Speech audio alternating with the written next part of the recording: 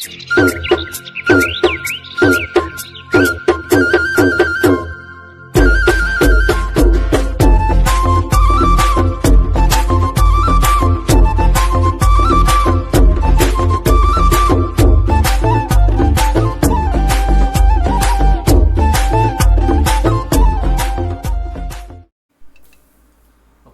sibu yeng jangbire myam bo ham taram no okseri ado ngasigi video sina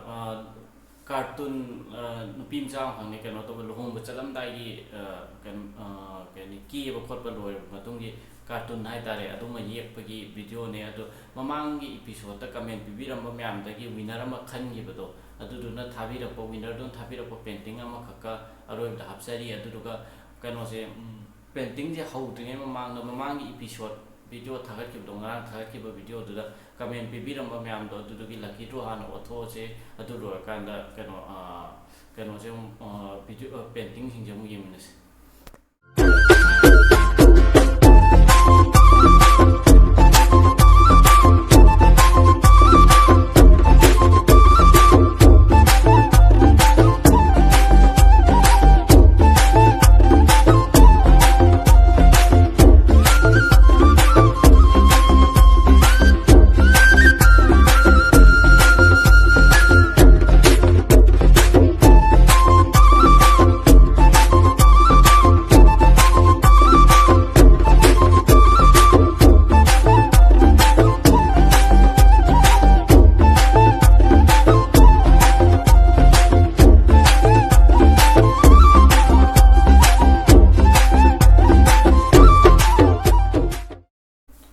mayam keno ki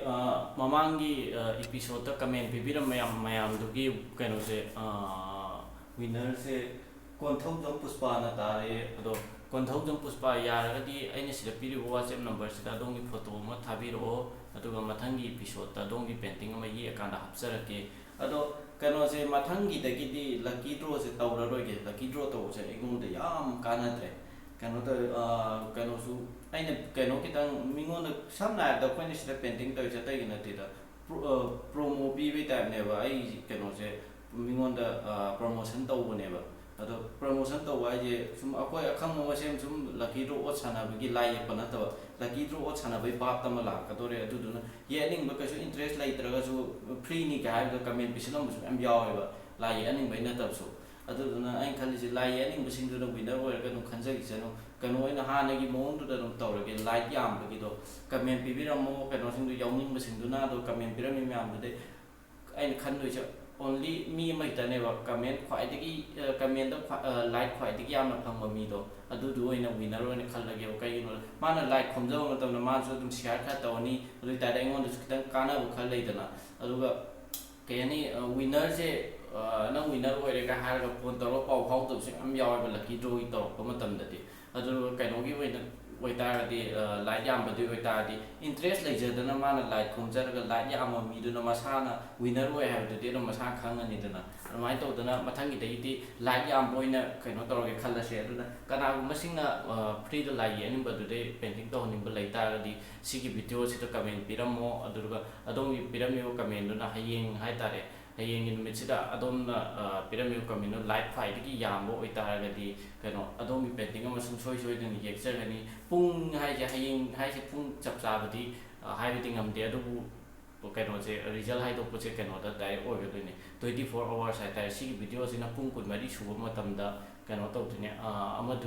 ama video do gi result do confirm ho ja ga da ne aduna ya ga di mam yaw bi ning sing na comment pi bi ra mo ado mam makata na video si yeng ngas Hãy